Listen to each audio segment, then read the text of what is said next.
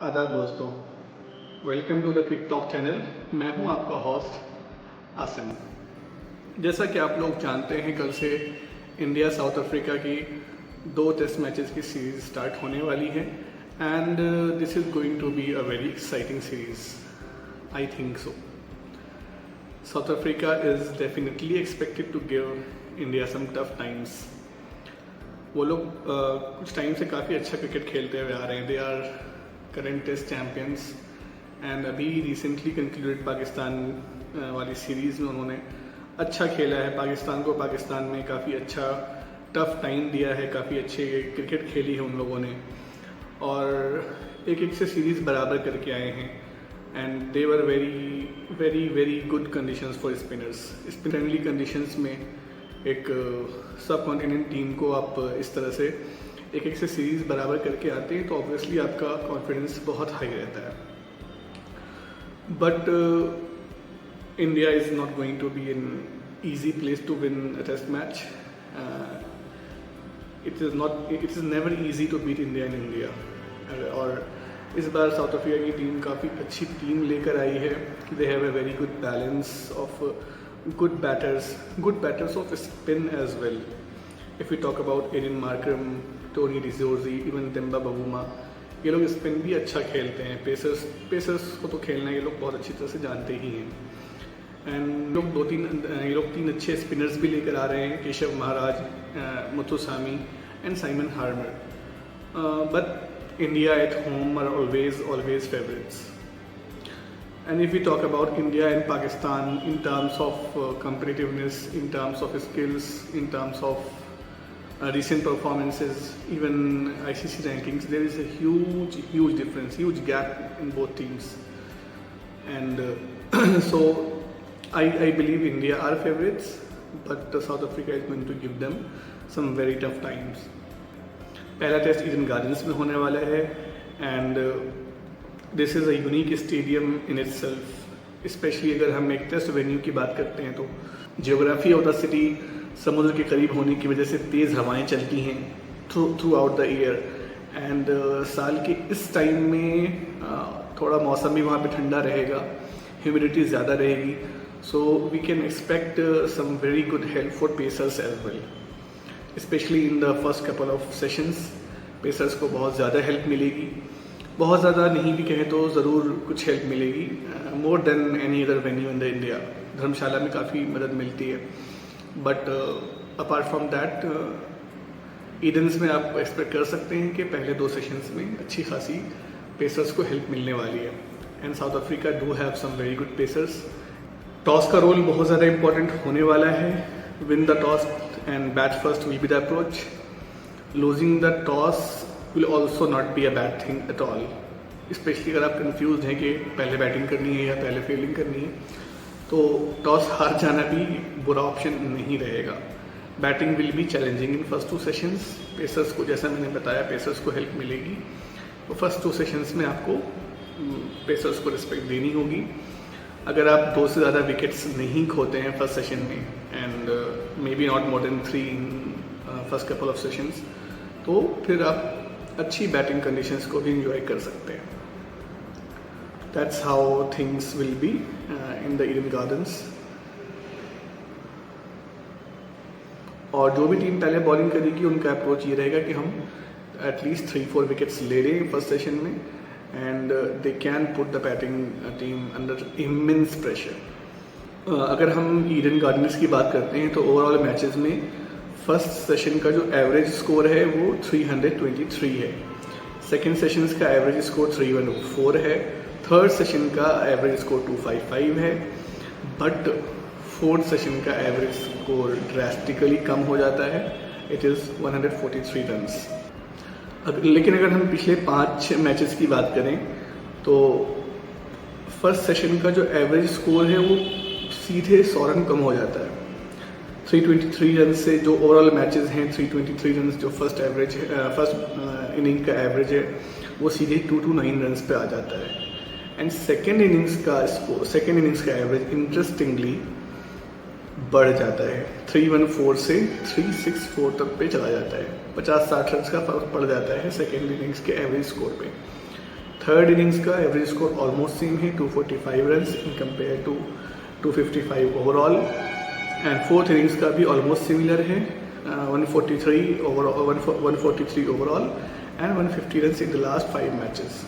So it is very clear that batting second is not a bad thing at all, but chasing is also very difficult.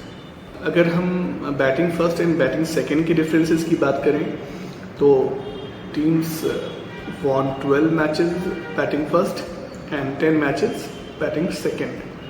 So that's not a bad thing at all. Batting second is also not a bad thing, but अगर आप batting second कर रहे हैं तो आपको make sure करना होगा कि सेकंड इनिंग्स में ही आप बहुत अच्छा स्कोर करें. फोर्थ इनिंग्स में आप बहुत ज़्यादा एक्सपेक्ट नहीं कर सकते हैं.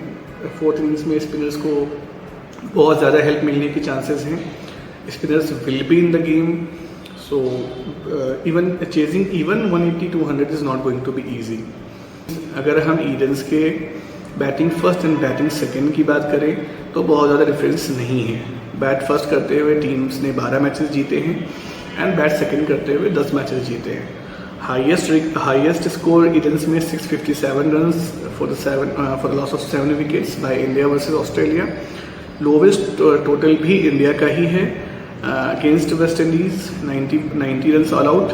Highest score chase, that's the very interesting point. Highest score chase is 120 runs for 2 wickets by India versus South Africa. And lowest score defended is 163 runs. Yes, that's how difficult batting becomes in the 4 sessions at Edens. Now let's have a look at my probable 11. What I think. KL Rahul and Yashasvi Jaiswal will definitely open the batting. Number 3 पे होंगे Sai Sudarshan, then the captain Shubman Gill, Rishabh Pant, Ravindra Jadeja, Washington सुंदर, and Akashdeep, Mohammad Siraj, Jasprit Bumrah and Kuldeep Yadav. This is my probable 11. This is what I think. But there will be a temptation to play Dhruv Jurel as well as a specialist batter. And वो अगर ऐसा team सोच रही है तो नीतीश कुमार रेड्डी को team में release कर दिया है, so he is not going to be the part of the 11. So Nitish Kumar Reddy नहीं है तो ऑब्वियसली ध्रुव जुरेल को भी टीम खिला सकती है. वो किसकी जगह पे खेलेंगे, अगर खेलते हैं तो किसकी जगह पे खेलेंगे. अगर थोड़ा सा भी पेसर फ्रेंडली कंडीशन है तो India will go with Akashdeep. He is the hit the deck hard type of the bowler, तो बहुत अच्छा प्रोस्पेक्ट रहेगा आकाशदीप यहाँ पे. आकाशदीप को खिलाना एक अच्छा ऑप्शन हो सकता है. बट अगर हम बात करें तो अगर थोड़ा सा भी स्पिन फ्रेंडली है तो India will go with Kuldeep Yadav. तो कुलदीप या आकाशदीप की जगह पे ध्रुव जुरेल भी खेल सकते हैं, बट चांसेस कम. Let's have a look at probable 11 of South Africa. But I think there will be there probable 11. Aiden Markram and Ryan Rickelton will open the batting. Temba Bavuma will come at number 3. Tristan Stubbs at 4. Number 5 पे Tony डिजोर्जी होंगे. Number 6 पे वियान मिल्डर होंगे. वियान मिल्डर को ये लोग कई बार ऊपर भी भेज देते हैं, उनको एज अ फ्लोटर भी खिलाते हैं because he is excellent player, excellent allrounder. X factor हो सकते हैं किसी भी टीम के लिए.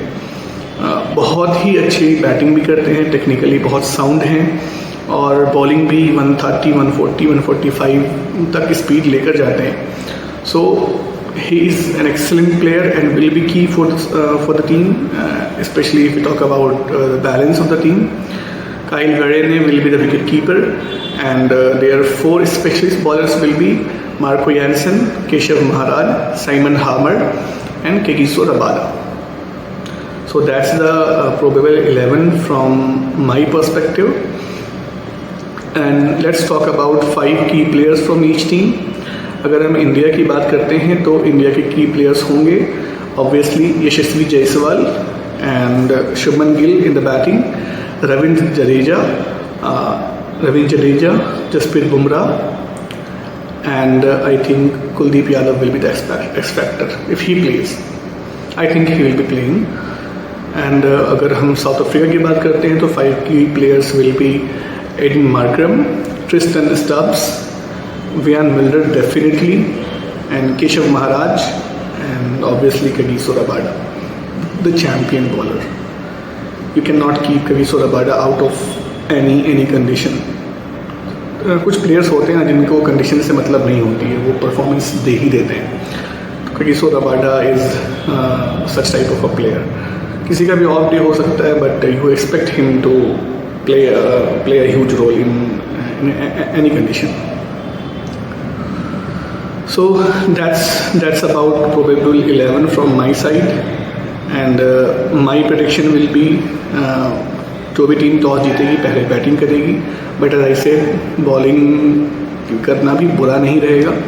अगर आप first two sessions will be the key. जो टीम अच्छा बैटिंग कर लेती है फर्स्ट टू सेशंस में they will have the upper hand, and अगर बॉलिंग अच्छी हो जाती है तो batting team will be under immense pressure. तो आपका क्या प्रेडिक्शन है? आप अपने प्लेइंग 11 कमेंट सेक्शंस में ज़रूर बताइएगा. और what you think about both teams, what are the chances of both teams, please comment sections में ज़रूर बताइए. And thank you so much for watching. Do like, subscribe and share Cric Talk. Thank you.